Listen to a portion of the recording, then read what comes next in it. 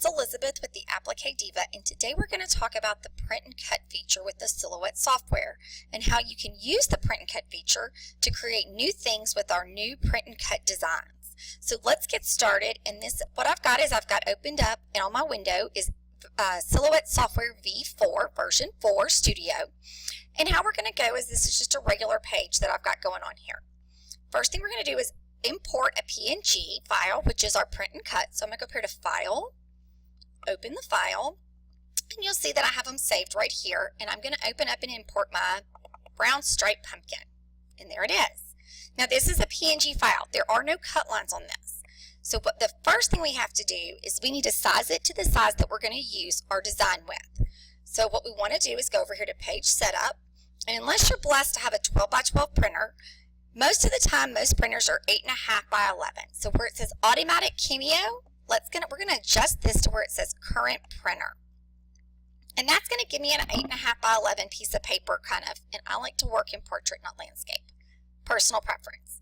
Now, the next thing I need to do is I'm going to have to add registration marks to this because my Silhouette has to know how to cut and where to cut. And in order to do that, registration marks are the way to go. So right up here on Page Settings, we're going to go over here to the third little tab, and where it says Style Off, we're going to click on that, and we're going to go to Type 1, and that's going to add registration marks for us.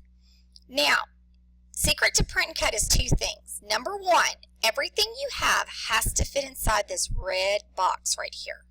Number two, you can't have anything in the gray area. These little lines right here when you print is what's going to tell your Silhouette where to cut and how to cut.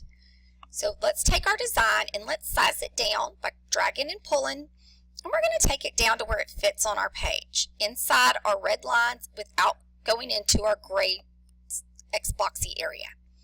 And I think we did really good at 7.483 inches. So I think we're really good here, and this is a good size for us. So now we have our PNG pulled in, we've changed our page settings to printer size paper, and we've added our registration marks and sized our PNG file down to fit inside our registration marks and our print and cut area we have.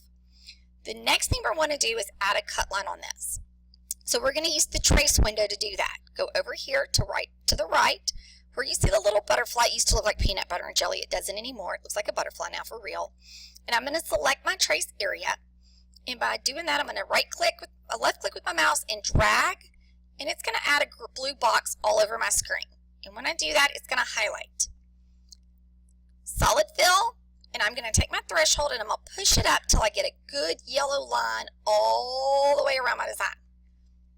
Sometimes it's 99 to 100, sometimes they'll do it at 85, 90% over here on threshold in this area. Today it's 100. Now if I hit trace down here at the bottom, it's going to cut out and put lines on every area that's yellow. So the only thing we want is the line around the outside of this. So I'm going to hit trace outer edge. And that is going to add, if you can see, a cut line around my design. Hit the oh poo poo button to move it back. Okay, so now I have a cut line.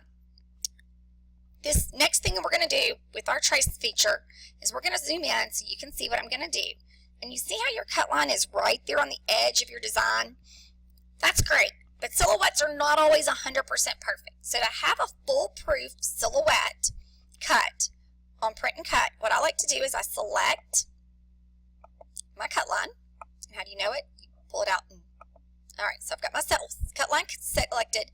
And up here where it says width and height, see this little double-ended arrow? I'm going to click on that, and it's going to give me a scale window.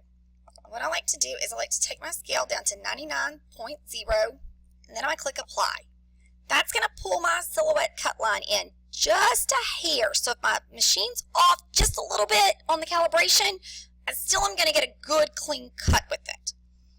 So we're good there. We've done all that. Everything's great. Now, the last thing we want to do is I can send this to the printer, print it, cut it, rock and roll. But I like to be personalized things, and I like to be over the top. So I want to add a name.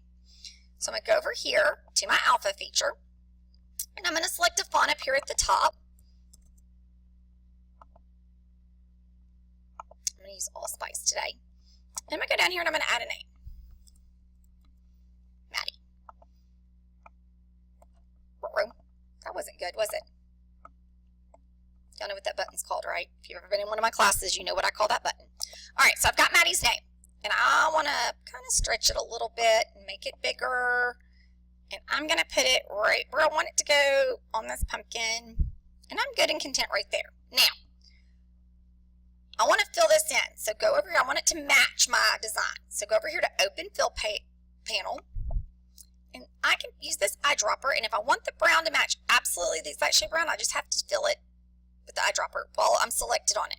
But I think I really want it to be white today, so we're going to do that using the fill pattern, and I'm good. Now, if I send this to the silhouette right now, like this, I'm going to have cut lines because I added this name inside my silhouette software.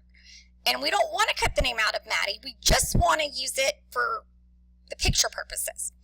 So what we do is with this word selected, with the name selected, I'm going to go up here to the send button, click on it, and under first box is going to be materials, second box is action, third box is send. Under action, with my name in the box highlighted Maddie, I'm going to move to no cut.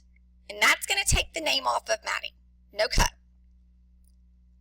Now, I'm good. I have my name on here for printing purposes.